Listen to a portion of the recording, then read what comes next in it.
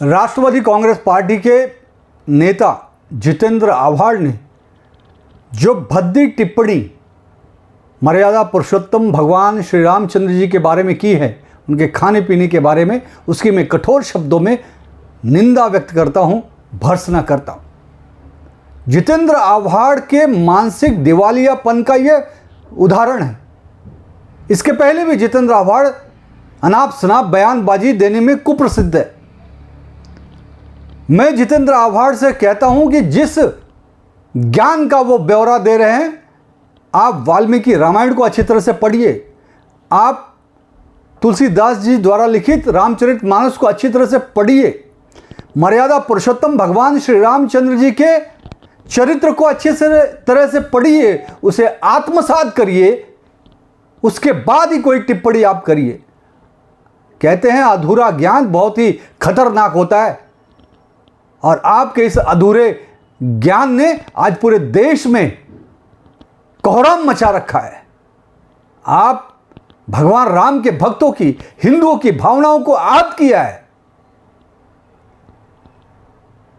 इस तरह का व्यवहार, इस तरह का बर्ताव, इस तरह की जो आपकी टिप्पणी है, मुझे तो ऐसा लगता है कि ये कहीं न कहीं सोची समझी साजिश है जितेंद्र आव्हाड की।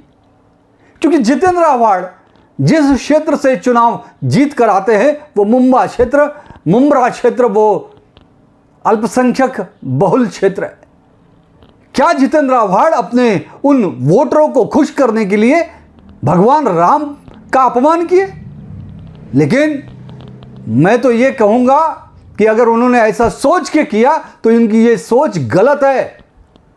क्योंकि इस देश में रहने वाले वो अल्पसंख्यक समाज भी, मुस्लिम समाज के भी बहुत सारे अच्छे लोग भगवान श्री रामचंद्र जी को इमाम हिंद कहते हैं, अपना पूर्वज मानते हैं, उनका सम्मान करते हैं, उनके बारे में कभी अपमानास्पद टिप्पणी नहीं करते। तो आप किसको खुश करना चाहते थे? इस देश का सच्चा नागरिक, वो कोई भी धर्म का हो, वो मर्यादा पुरुषोत्तम भगवान श्री रामचंद्र जी के बारे में किसी भी प्रकार की टिप्पणी कर ही नहीं सकता। और आपका ये टिप्पणी करना, ये कहीं ना कहीं आपके मानसिकता का दिवालियापन और एक राजनीति से ओतप्रोत ओछी हरकत है, जिसे हिंदुस्तान कभी माफ नहीं करेगा, कोई भी राम भक्त कभी माफ नहीं करेगा।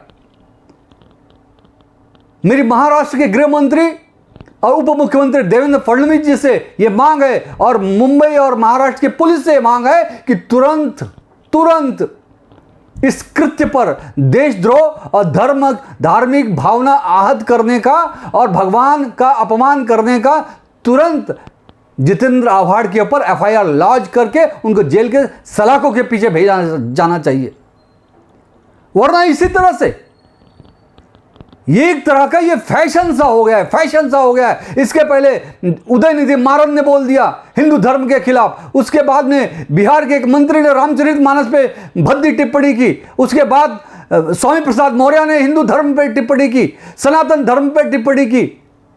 होड़ सी मच गई है इंडी अलायंस में, इस घमंडिया अलायंस में, चाहे वो आरजेडी हो, चाहे सपा हो, चाहे ये राष्ट्रवादी कांग्रेस पार्टी हो, हर पार्टी डीएमके हो, सारी की सारी जो एनडीए अलायंस की घमंडिया पार्टियां हैं, वो पार्टियों ने, मुझे लगता है कि ये बैठक करके एक तरह का, संजय राउत भी जिसके अंदर शामिल हैं, बार बार प्रश्न कर रहे, राम जन्मभूमि मंदिर के उद्घाटन पर टिप्पणियां कर रहे हैं।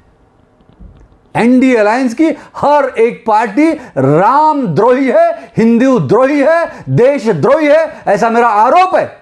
और आने वाले समय में देश की जनता, हिंदू समाज, राम भक्त, इस पूरे के पूरे इंडी अलायंस के सभी पार्टियों को, इंडी अलायंस को और इनके नेता प्रमुख जो दल है कांग्रेस को सबक सिखाए बिना कोई भी चुप नहीं बैठेगा।